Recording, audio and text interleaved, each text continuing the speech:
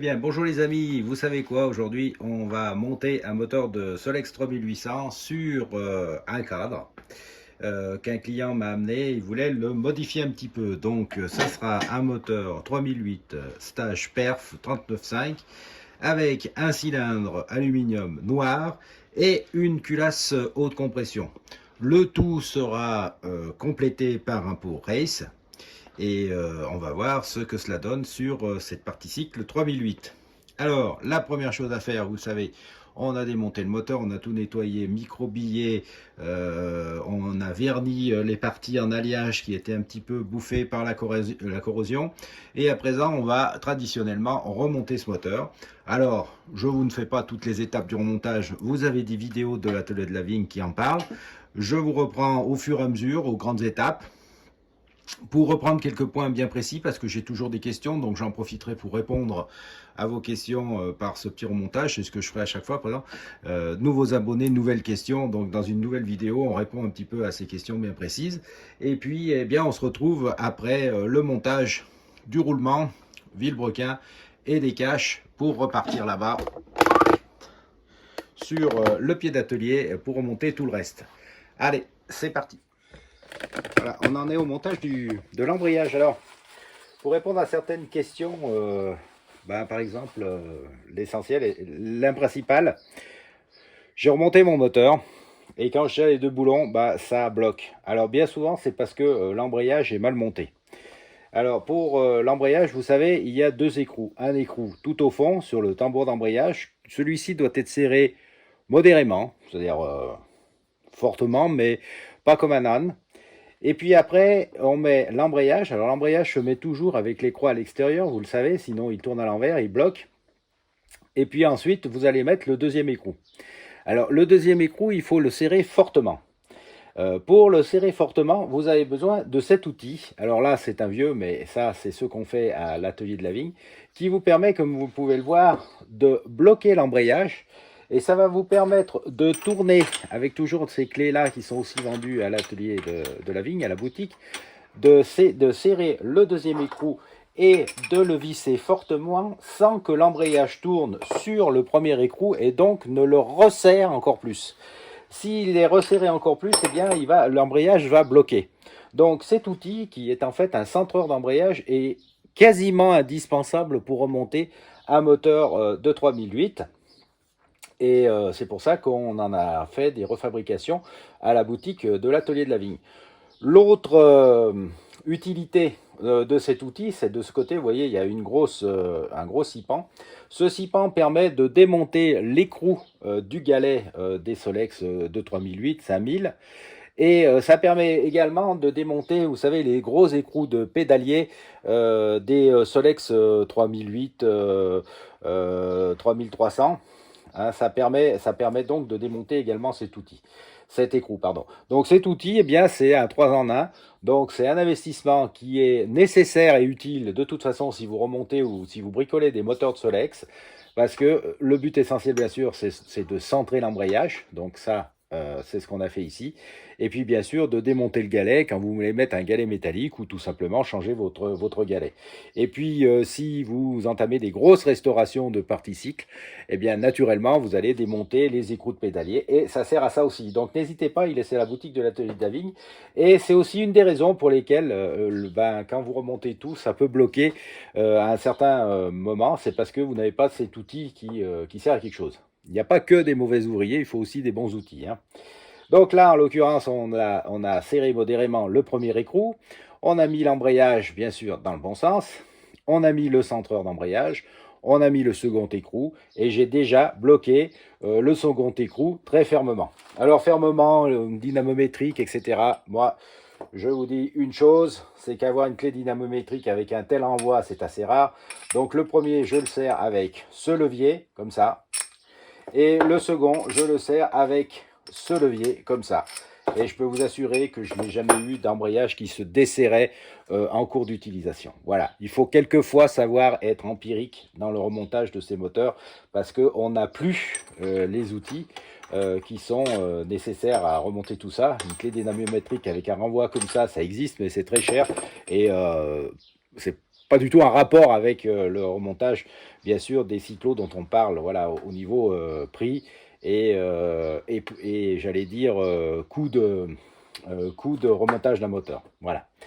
Donc, si tout ça, bien sûr, vous rebute, et si vous voulez simplement le faire faire, bah, n'hésitez pas, vous envoyez votre moteur à l'atelier de la vigne, et puis vous refait ça. Alors, pour l'instant, il y a pas mal de moteurs donc, qui sont en stand-by, mais cet hiver, eh bien, ça sera un peu plus calme, donc bien sûr, n'hésitez pas. De toute façon, c'est souvent l'hiver qu'on fait les bonnes grosses restaurations de nos cyclos pour rouler au printemps, à l'été et au début de l'automne. Voilà, ça je voulais vous le dire parce qu'il y a beaucoup de questions, beaucoup d'interrogations là-dessus. Donc je me permettais de refaire un point et une petite publicité, mais des fois c'est utile, hein, puisque la boutique fait vivre l'atelier sur notre centreur d'embrayage. Alors autre chose importante là, puisque j'ai aussi eu des questions là-dessus, quand ça se bloque, vérifiez bien qu'à chaque étape de votre remontage, eh bien le vilebrequin tourne bien. Voilà, là c'est le cas. Vous voyez, on n'a pas encore mis la platine d'allumage, on n'a pas encore mis les 3 écrous, mais le vilebrequin tourne bien. Et vous vérifiez, puisque là vous avez monté l'embrayage et vous l'avez serré, que l'embrayage tourne bien. Alors, des fois c'est un peu dur, hein, mais voilà, vous voyez, il tourne bien, c'est pas bloqué, donc on peut continuer. Si, à cette étape-là, l'embrayage coince ou le vilebrequin coince, c'est que forcément, vous avez fait une erreur à cette étape. Et c'est beaucoup plus facile de repérer une erreur à une étape précise que lorsque tout sera remonté et que vous vous apercevrez qu'il y a un truc qui ne va pas. Voilà, ça c'est un petit conseil. Ben voilà, après quelques heures de travail, on arrive à ça. Donc il est monté avec son cylindre 39.5 donc noir, la pipe race, culasse haute compression avec la bougie qui va bien. Et bien à présent qu'il est monté, réglé, on va mettre un petit peu d'essence et puis comme d'habitude, on va regarder si ça débite après la pompe à essence, là, à la sortie de la durite de refoulement. On regardera ensuite si ça débite, bien sûr, ici, au trou du gicleur. Et puis, on le démarrera sur le pied d'atelier avant de le remonter, bien sûr, sur sa partie cycle. Allez, on va faire ça ensemble. Mais avant, je vais terminer les 2-3 bricoles que l'on doit mettre là sur le carburateur. Donc, comme vous voyez, on a fait ce qu'il fallait au carbure en mettant les différents axes levier boisseau. On va regarder maintenant si la pompe à essence marche.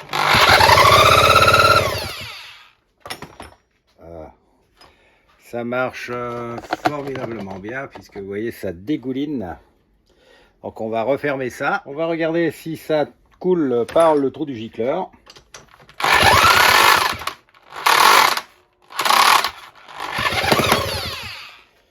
Ça tourne, ça gicle, ça démarre même un petit peu, donc c'est plutôt bon signe. Et on va essayer de le démarrer. Alors il sera sans doute monté avec un gicleur variable pour avoir vraiment un bon peaufinage du réglage moteur.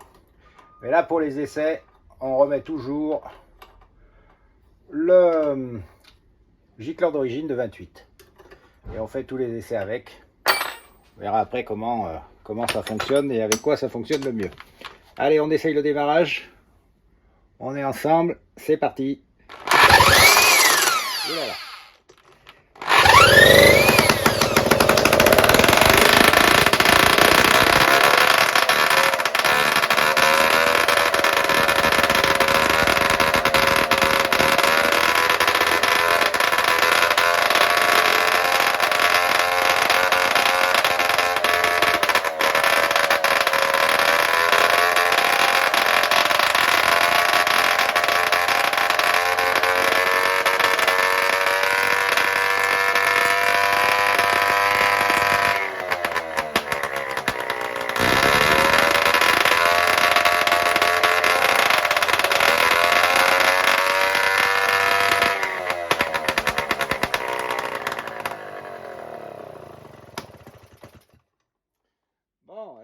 Ça fonctionne pas mal. Maintenant, on va regarder s'il n'y a pas des petites fuites à droite et à gauche. Là, j'en vois déjà une sur la vis traditionnelle, hein, sur la vis là, de pompe. J'ai également vu pas mal d'étincelles au niveau des rupteurs, donc je pense que je vais les nettoyer à nouveau. Et puis je pense qu'effectivement il prendra beaucoup plus de tours avec un plus gros gicleur, mais pour l'instant on va le laisser comme ça. Donc vous voyez, le montage d'une culasse de compression donne toujours bien dès le départ, hein, parce que vous avez vu que là il demande qu'une seule chose, c'est à monter dans les tours. Bon, on va régler les petits peaufinages et on va bien sûr le monter sur sa partie cycle. Et bien voilà frérot, le jeune cadre de Solex sur lequel on va monter ce moteur énervé frérot. Eh ben on va faire la greffe la famille. Trêve de plaisanterie. Un petit coucou à GMK. J'adore ces vidéos. Il ne se prend pas vraiment au sérieux sur ces superbes véhicules qu'il nous présente. Et ben oui, alors ça, il y a un jeune cadre, pas franchement jeune d'ailleurs. Il a plutôt vécu, il est dans son jus, mais bon, c'était pas le but du jeu, hein, de restaurer le cadre. Donc voilà, ça va se monter là-dessus. C'est un 3800, poignée tournante, classique, hein, pas de surprise. Un petit accessoire, c'est le porte-bidon ici, puis c'est tout. Alors, ce que je vais faire, bien sûr, je vais démonter la roue avant. On va greffer le moteur, mettre tout ce qui est câble gaz, parce que évidemment, ça, j'ai dû les enlever. Et puis, on va regarder si il tourne bien sur le banc d'essai, déjà pendant une quarantaine de minutes. Alors, je vais également préparer un pot race parce que le client souhaitait donc qu'il soit monté avec un pot race. Et puis, on va régler ça donc sur le banc. Dans un deuxième temps, comme le client veut ensuite un gicleur variable, on réglera au banc le gicleur variable avant de faire, comme d'habitude, un essai routier avant la livraison. Sur ce jeune cadre, on a mis ce jeune moteur énervé et on va lui faire le test habituel des 2 fois 40 minutes à feu doux et à vitesse plus élevée, dirons-nous, pas à fond, hein, bien sûr, c'est un rodage. Ensuite, bien sûr, on examine ce qui ne va pas, on rectifie le tir, on remonte le tout et on fait un essai routier. Allez, pour l'instant, c'est parti pour les 40 minutes à feu doux.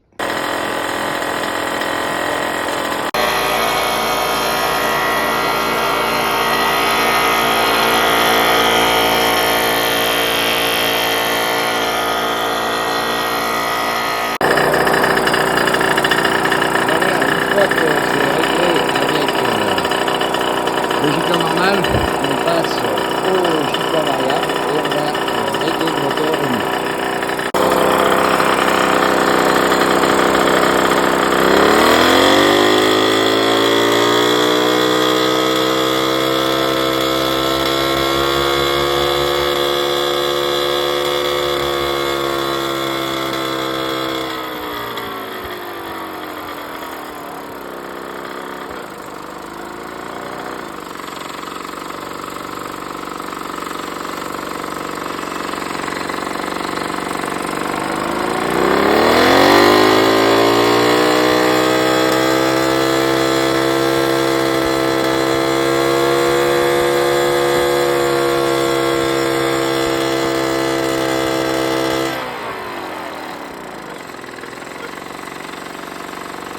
Et bien voilà, comme vous l'avez vu, donc le gicleur variable a été réglé, donc il n'est pas à pleine puissance parce que vous savez, si on le met à pleine puissance, après il cale au ralenti, donc il faut revenir un petit peu en arrière, et éventuellement quand vous roulez, vous en rajoutez un peu, voilà. Autrement, il marche très bien aussi avec un gicleur de 30 et on dose avec la manette de starter. Donc on va maintenant l'enlever du banc d'essai après ces 40 minutes et ce réglage. On va lui faire les derniers peaufinages et puis bien sûr le tester pour la route. On continue les bricoles et là justement je voulais régler un petit peu le frein avant pour que ça soit parfait parce qu'avec un moteur un petit peu plus gonflé il faut mieux freiner. Et ben voilà, je découvre, alors je dois vous avouer que j'ai fait quand même énormément de Solex et c'est la première fois que je vois un frein avant comme celui-ci. Je vais vous prendre un frein entre guillemets normal. Alors voilà, ça c'est un frein normal. Alors vous voyez, c'est pas du tout la même chose, hein. La glissière eh bien, n'est pas de tout le long. Le petit pion que vous savez, eh bien, il est à l'avant. Il n'y a pas de crochet. Enfin, c'est tout à fait différent de cette glissière standard. Les ressorts sont un peu plus gros aussi. Je ne sais pas, si vous avez déjà eu ce type de glissière sur Solex, ben, je serais curieux d'échanger pour savoir si c'est daté, si c'était un essai, une adaptation, quelque chose comme ça. Voilà. Il n'y a pas d'autres indications là sur le molette que sans garantie du gouvernement, donc comme on peut trouver sur les freins traditionnels. Voilà. Juste pour échanger, des fois, on découvre des particularités, vous voyez, qu'on ne connaissait pas. Voilà les amis, on a remonté le capotage. J'ai oublié la tôle à l'intérieur, il faudra que je le refasse. Donc voilà qui est fait. J'ai dû changer le phare avant parce que le porte-ampoule, enfin la fixation du porte-ampoule était cassée. Bah voilà, remonter. On essaiera si l'allumage fonctionne. Le frein avant a été réglé. On va regonfler le pneu arrière. Et puis ça en sera terminé. Les amis, dernier test.